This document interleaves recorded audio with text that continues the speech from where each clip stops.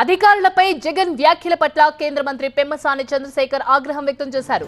జగన్ భాష, ఆలోచన ఎప్పటికీ మారదని మరోసారి రుజువైందన్నారు. 11 సీట్లు వచ్చినా అహంకారంతో మాట్లాడుతున్నారు. ఈసారి 11లో నుంచి 1 తీసేస్తే సరిపోతుందన్నారు పెమ్మసాని చంద్రశేఖర్. ఎప్పటికీ మారదని ఆయన ఇంకోసారి రుజువు చేశారు. ఇంతకుముందు ఎప్పుడన్నా ఇటువంటి చరిత్ర ఉందా ఆంధ్రప్రదేశ్లో ఈ విధంగా ఒకళ్ళ మీద ఒకళ్ళు ఎందుకు చేశారు? బరి తెగించి పార్టీ ఆఫీసుల మీద పడి కొట్టి పార్టీ ఆఫీసుల్ని కాల్చి ఈ విధంగా చేస్తే కార్యకర్తలందరూ కూడా ఈరోజు రగిలిపోతూ ఉన్నారు. చంద్రబాబు నాయుడు గారి మంచితనం వల్ల ఈరోజు ఆపుతున్నారు. ఆయన మాట్లాడేది బట్టలు తీసుకొడతారంటున్నా. 11 సీట్లు ఇస్తే ఇంకా రాలేదు, ఇంకా వస్తుంది, ఇంకో నెక్స్ట్ టైం ఆ ఒకటో తీసేస్తే సరిపోతుంది.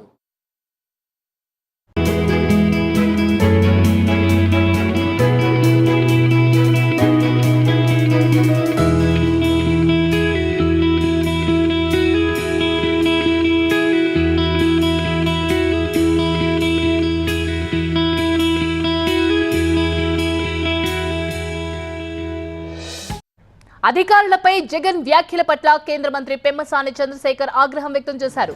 జగన్ భాష, ఆలోచన ఎప్పటికీ మారదని మరోసారి రుజువైందన్నారు. 11 సీట్లు వచ్చినా అహంకారంతో మాట్లాడుతున్నారు.